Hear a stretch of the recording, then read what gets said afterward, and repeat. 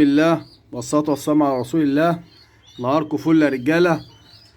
العينة دي يا جماعة فيها نوتي. العينة دي كلها نوتي. طيب انت بتفصل النوتي ده دلوقتي؟ هقول لك بفصل النوتي ليه. انا بديلهم مكافأة نهاية العام. النتاية اشتغلت معاها طول السنة، اتهلكت في التأكيل، عيالها محبوسة، النتاية ما اثرتش معايا في حاجه، واجب عليا ان انا اكرمها. يعني ايه اكرمها؟ ده اكرمها يعني لي انا اولا قبل الطير، يعني قبل ما يكون ابتغاء مرضات الله. ده لي انا عشان انا ما اقابلش خساير واقابل مشاكل وحاجات تعقدني في الحمام وتخسرني كتير جدا.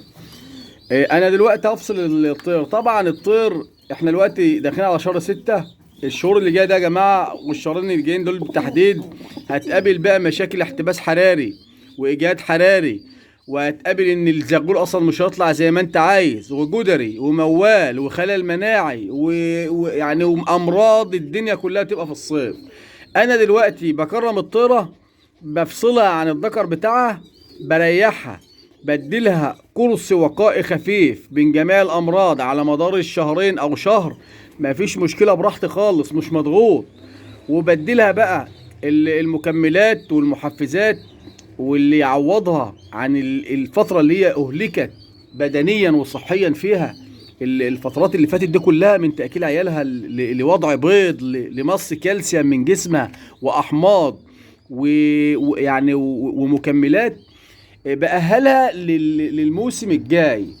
انا دلوقتي ماشي بنظام الفصل. خلي بالك كل ابطال العالم المحترفين ماشيين بنظام الفصل، بيجوا في فصل الصيف في الشهرين بتوع الصيف بيفصلوا الكرة في مكان ونوتي في مكان، كورس وقائي كامل للحمام من جميع الامراض، تحصيناته اللازمة.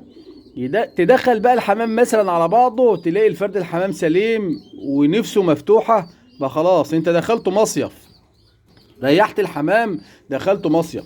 الوضع النفسي بتاع الطير اصلا هيتغير عندك، هتحس ان هو بيكافئك زي ما بتكافئه. طبعا اهم حاجه في الصيف برضو الاستحمام، انك تحمل طير لو ما عندكش يعني اي شامبوهات مستورده، او ممكن تجيب الاكسوميسرين البشري، ممكن تستغنى عن ده كله وتشتغل بالخل والملح في الميه. المرحوم محمد فتحي البقلي البطل المصري العالمي كان شغال بالكلام ده، الخل مع الملح، بس اهم حاجه انك تدوم على الاستحمام.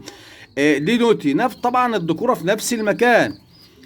ناس لو عندك غرف صغيره ممكن تطير النوتي في مكان والذكوره في مكان، مفيش اي مشاكل.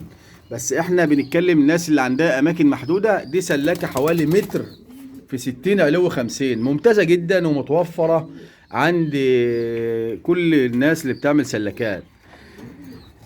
دي حاجه.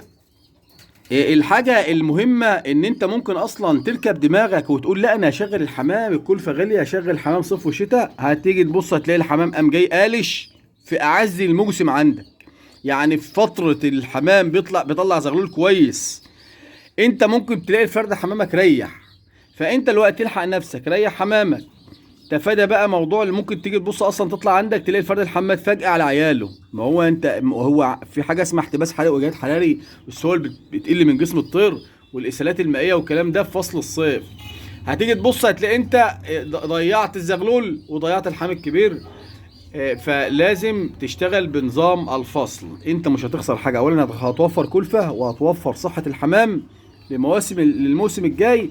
والجميل بقى في الموضوع والاهم هو ان انت لما تاخد زغلول بعد الفصل، هو ده الزغلول المطلوب، هو ده الزغلول اللي انت بتدور عليه، سواء في زاجل او في كينج او في زينة او ايا كان النوع الحمام. لو فصلت الحمام لو شهر واحد واديت له كورس وقائي من جميع الامراض واديت له يعني مكملاته ودخلته على بعضه، هتتفرج على الزغلول. لو حطيت له الكلفه بس هيطلع زغلول بطل. اما الفرد الحمام الشغال لو فيه مرض واحد بس وحطيت له اعلى كلفه في العالم واغلى فيتامينات في العالم واحماض ومكملات، الزغلول هيطلع عندك مريض ومش هيكمل، لان المرض في الكبير بينزل في البيضه. حتى لو ما نزلش في البيضه وهو عنده مرض بيأكل عياله بينقله المرض. فلازم تشتغل بنظام الفصل. لو انت مهتم بالهواية وعايز تبقى فريخ عالمي وهاوي محترف، لازم تتبع النظم العلمية في هواية الحمام.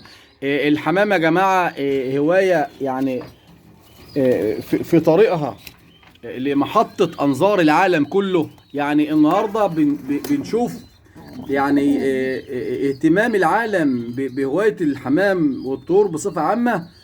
فخلاص الناس بقى عندها ثقافة، الناس بدأت تفهم. فأنت لازم يعني اتعلم من اللي فات، اتعلم من اللي حصل لك، غير نفسك وغير أسلوب التربية عندك. يبقى الفصل اللي عند الحمام افضل لك. احنا دلوقتي بنفصل النوتي، في نوتي طبعا لسه بتاكل. طبعا لما تخلص يعني مثلا دي جواز خلاص، ده مثلا ذكر من غير نتايه، خلاص فصلنا النتايه بتاعته، مفيش مشكله، عندي مكان بسيبه. انا بكلم عن نفسك، انا عن نفسي بقى بحط النوتي دي في اوضه، والذكوره في اوضه، عشان برضو يستمتعوا بالاستحمام وبالنظافه وبالكلام ده، وبأهلهم للخوض في موسم جديد. دي مثلا تحتها لسه زغاليل، اول ما تخلص الزغاليل هنقوم برضو فصلينها، وهكذا. دي برضو نظام الفصل. دي دكور النوتي اللي بتخلص بنحطها في مكان، والدكور في مكان. الدكور حتى موضوع بقى البيضة الواحدة والتبذير والكلام من ده مش هتقابل اي مشاكل من النوع ده.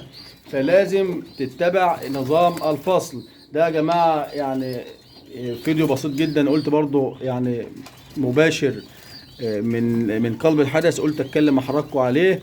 لو اول مره بتشوفنا ومش مشترك في القناه، اشترك وشرفنا.